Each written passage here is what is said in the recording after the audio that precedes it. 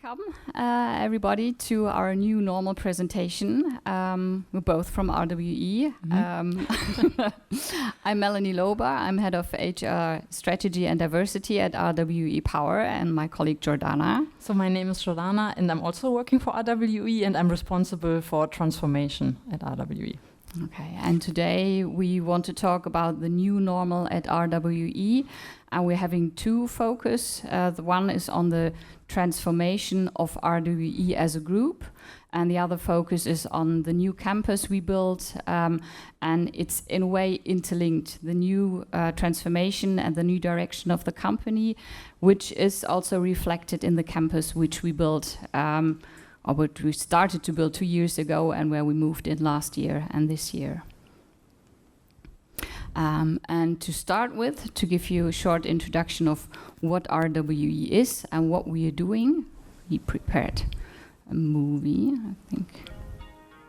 Oh, it works.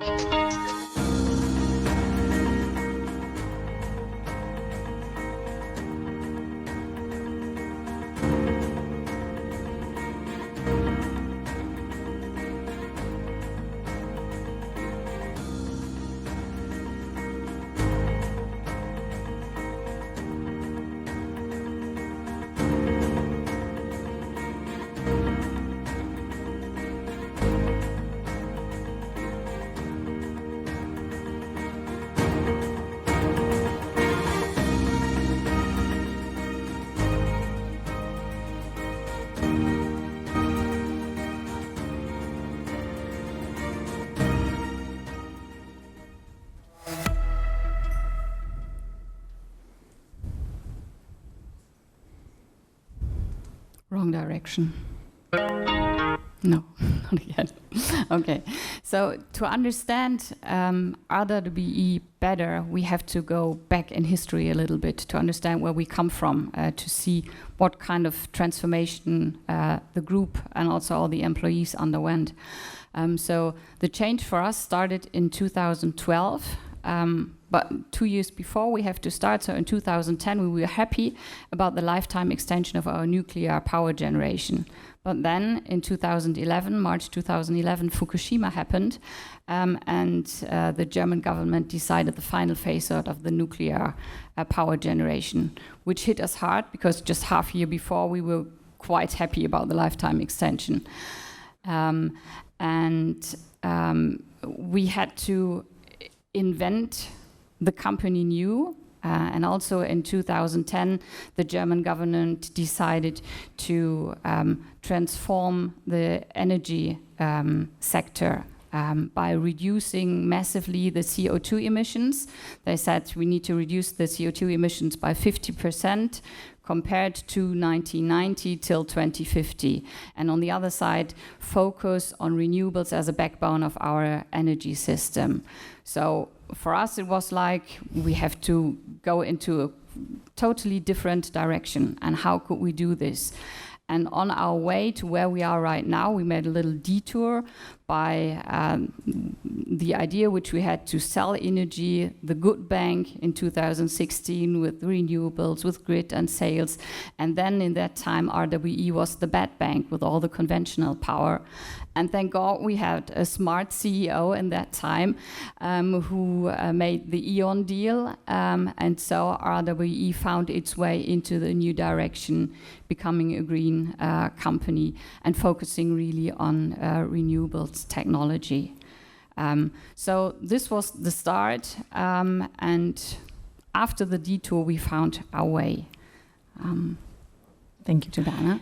Yeah, and as you all have already seen, so we had a large transformation. A lot of stuff happened to our business, but what we realized in that time is that only focusing, let's say, on the hard topics is not helping you. And we had an OHI, that's the Organizational Health Index, where we looked, so how healthy is our company? If people talk about RWE, what would they tell to others?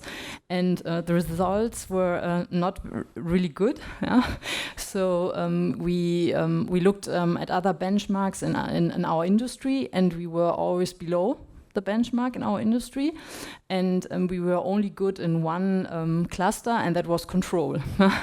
And that's not something you want for your company, but what we learned about it, that we had a burning platform on the soft topics, and that we dramatically needed to change. And I think that's always good, right? If you have at least a burning platform, and if people realize there's something to do. And what you see here is, and I think that is a mind shift that we took. Of course, it's super important to have good business goals, but you also need to have good, let's say, goals on the soft side. And we always want now to have this combination. We call it what, so business topics, and how topics. So how do we want to work with each other, and how should this company look like? And what would we like also to tell our families where we are working? And that's a little bit this leadership and development. We want to be a high-performing team, but also building up a performance culture.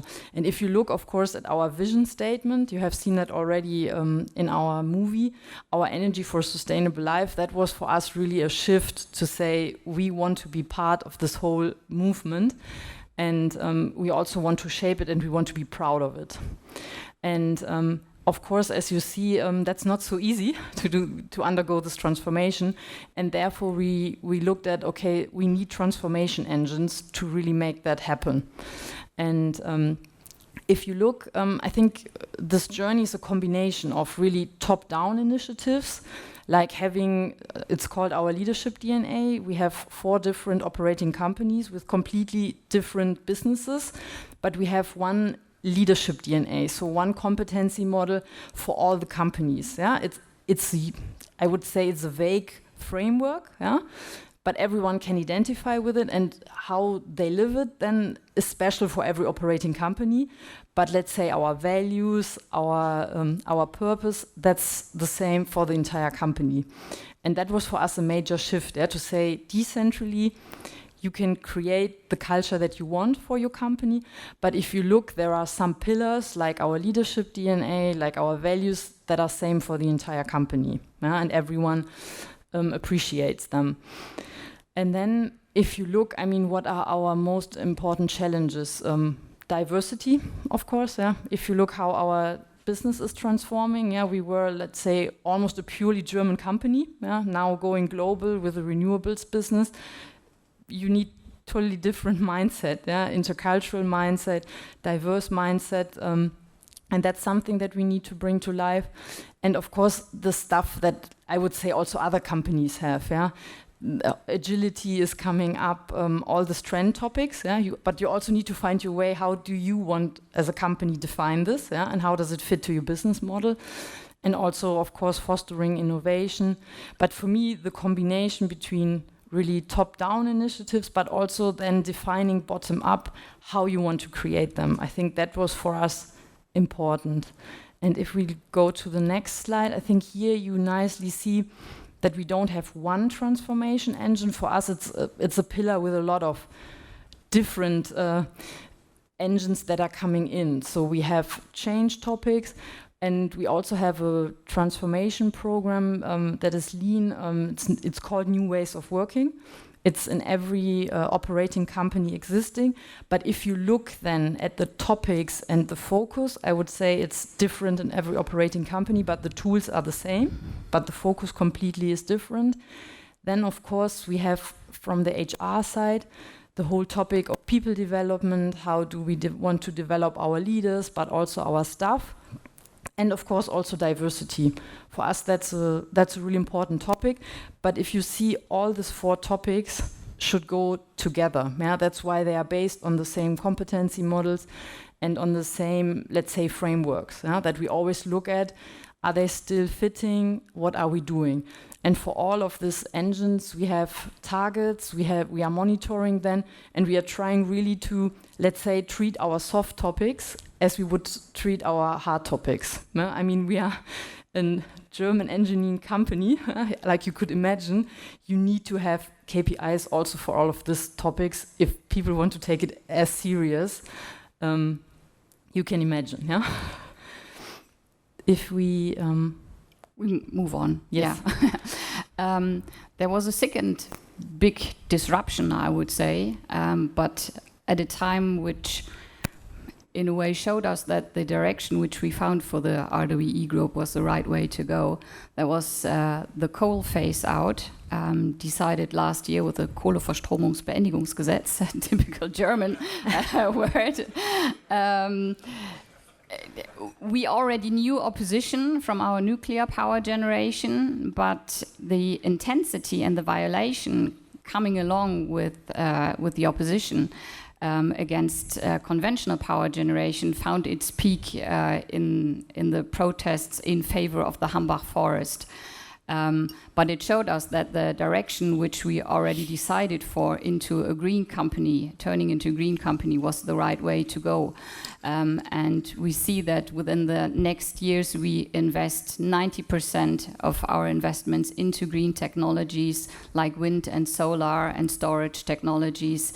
And the renewables already have a capacity of 25% at our power generation portfolio. So it was the right way to go. And maybe one more interesting topic concerning the transformation of the whole group is that you barely find another business sector in Germany which is so much regulated by regulatory parameters. And if you go further back in the history, around, I say, 2000, we even did not know how to spell competition.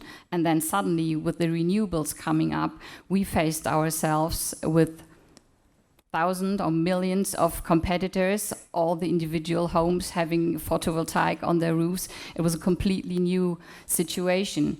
And when we go back in our history, we see that we did some misjudgments as well. So we needed to change the way we were working and how we come to decisions, and that we make the right decisions. The protests are still there. Don't think that there has come peace to the Hambach forest or the Rhenish lignite area. It's just no media is going to report about it, because now with the coal exit and the path which lays in front of us, they think it's no longer important, but it's still vivid for us. And exactly what Melanie says, this discussion that you see in society, of course, you also have that in your own company. Because, I mean, we were the bad bank and then renewables joined us. And then you have, let's say, employees that say, okay, we want to save the planet. How does it all fit together? What is now our ambition? And it was also interesting to see what happens in your own company if this discussion then starts, is it ambitious enough? Yeah? What are we doing? Is it the company I want to work in? And I think that really helped us to have also this internal discussion, not only coming from the external words. Yeah, but I think also when we were the bad bank, it really felt like, oh no, and the energy, and they were hyped, and they were cool, and they were modern, and they started early with new ways of working, and we were like, okay, how long are we going to exist? And then with the change and the Eon deal, we were like, yes, we did it, and it's the right way. And it really encouraged the people. Also, the ones like for me are working in conventional power said, okay, we see a future for our company, and we are the good ones, and we can turn the wheel. And that really empowered, I think, the people and made it easier to follow this change path. Yeah, and I mean, and then now we come to a topic that everyone, of course, experienced, the COVID topic.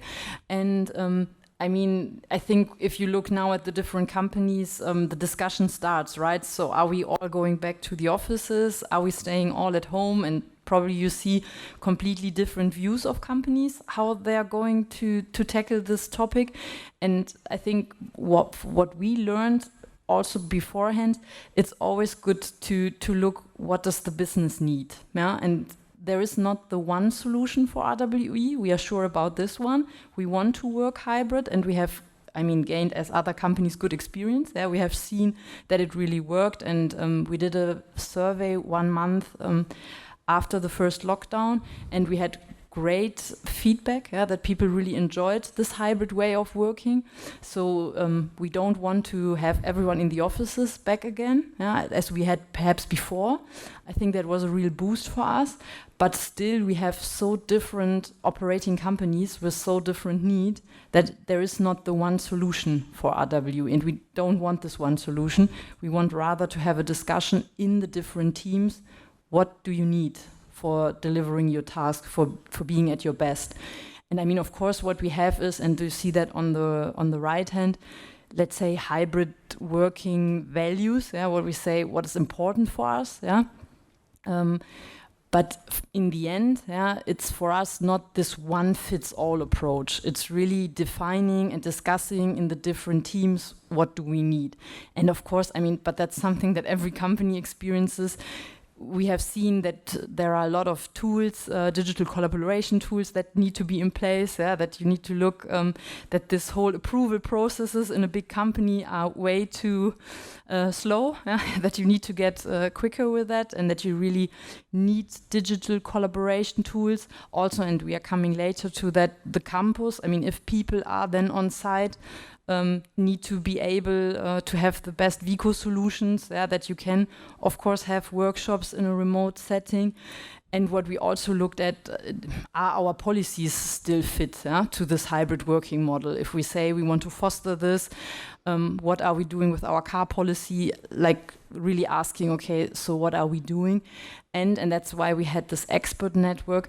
If you have 4 completely different companies, what are the best practice stuff that you could share with each other, or how can you learn from each other? Because, as I said, we don't have one fits all. There's not this one vision for hybrid working. But I think what's clear is that we want to foster it much more than beforehand, because we had good experience. Yeah, like you said, we don't follow the one-fits-all approach because it would not work. We still have job functions where people need to be on site, like power plant operators, excavator operators, traders even. But still, COVID-19, I think, showed that we can rapidly adapt to a new framework. Because when I think it took us 10 to 15 years to figure out that also a shift worker can work part-time. And now with COVID-19, we experienced within a very short time frame that nearly, not all, but nearly everyone could work mobile, and that it worked. Maybe with a little change in the IT infrastructure, but it worked out. And when we now have a look at where we come from the workplace, you see the gray shaded pictures. That was the old building we were in, single or double room offices, not very communicative. So the doors were mainly closed because we wanted to concentrate on our work, controlling things, not so very much communicating and collaborating. And we thought it was about time to move to a new site. And where we are right now in Essen, so we stick to our hometown Essen, and where we are right now is where everything began for RWE. So roughly 120 years ago, the first colliery was set up there. It was the Victoria Matthias colliery. And now we based our, let's say, group center there, and most of the other opcos have at least their management and support functions situated there. And we designed a very open, transparent, light-flooded building, which reflects the necessity to collaborate, to openly communicate, to be open for new ideas. But we very soon figured out that when you move from the left side to the right side, it's more a change project. So at the heart of our planning was a very detailed communication plan to say, okay, how can we take our employees on the journey from the one situation to the other one? And we had a certain idea in our mind where we wanted to go to and how we wanted to support our employees. And we said that we can provide everything what we need, so different meeting rooms. We reduced the working place to a minimum what is really needed, and more concentrating on the communicative and collaborative style, going hand in hand with all the initiatives that Giordana already mentioned, all the change engines which support this change. And when we come to how we took our employees on this journey, first of all, we gave them the opportunity to test the new environment. So in our old building, we set up a test area with all the new furniture and showing the design concept and all the ideas behind. And we said, we invite you to test working there, so you're prepared for the next step. And as in every change process, there were departments who embraced this chance and said, okay, we're going there. And we always said, you can go there for a week. And some departments said, okay, can we stay even longer? It's so cool here. And it really helps us. And then there were teams who said, we really figured out that we have to work in our teams and that we really have problems. And now it became apparent, and that was also good. And there were still other teams on the other side who said, no, and my team's not really in favor of the open space office you designed for the new campus. And imagine that they then think we have already known that this is the wrong way to go, and then I have a problem. And we said, well, but better having this problem now, and you can prepare yourself for the move than the other way around. But we could not convince everyone. But what was really cool is that the ones who tried it out, they gave us good feedback, and we came up with even more solutions, finding different ways of meeting rooms like you see here. When we first made a tour around the new area, people said like, okay, it looks like a living room and this should be a meeting room. I can imagine my colleagues, sitting there, okay, and discussing. And then when the first teams arrived in the test area, they said, that's really a cool room. It's a totally different atmosphere.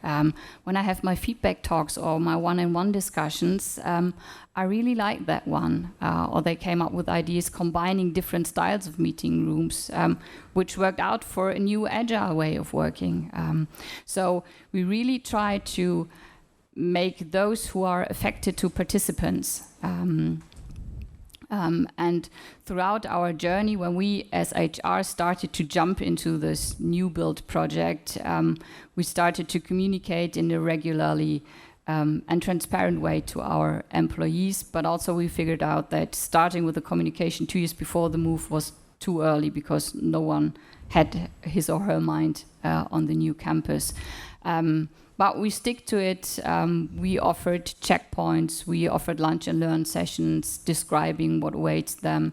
And for the time when our colleagues arrived at the campus, we offered also workshops to accompany the teams to say, okay, think of setting up own team rules, how to work in an open space office, what does it mean, how can you use the different rooms which we have, how do you use a refuge room. And then COVID-19 certainly helped to say, okay, I don't have to go to the office every day. If I cannot concentrate in an open office area, I can just stay at home. Or when I have a day where I see I have, 5 Skype meetings, I stay at home so I don't disturb my colleagues on the open space. So it worked out quite well to take them along the journey to a more open environment, going hand in hand with all the agile approaches and new ways of working approaches, which came then from NVOW and change and HR development. Yeah, and I mean, as you have seen from our history and also all the milestones that we had, for us, I think one takeaway, transformation is no sprint. Yeah, it will never go away. Yeah, I think in the beginning of our change journey, a lot of people thought, okay, that's now an initiative for 1 or 2 years. Yeah, then we can of course stop it. But I think now, and as we have seen from the transformation of our company, it will not stop. And also, if we see how much work we have in our transformation engines and in the different topics, there is still a lot to do. And probably the focus is always shifting a little bit. Yeah, and if you see for diversity, we managed to improve much more, but still we are on a journey. Yeah? And we embarked, and yeah, we still need to see that that we keep up with our competitors, and also, as Melanie said, we are transforming, and we already see now that the renewables business is completely different to the other business that we have, and that we much more need to work in small project teams. We need to foster agile ways of working where necessary. So I would say we are just at the beginning of our transformation. But I think the good thing is that it's on our agenda. Yeah? We are not missing it. Yeah. And if you have any questions, any remarks, or any feedback where you would say that's something I experienced that you could learn, we would be really happy, because as I said, we started the journey.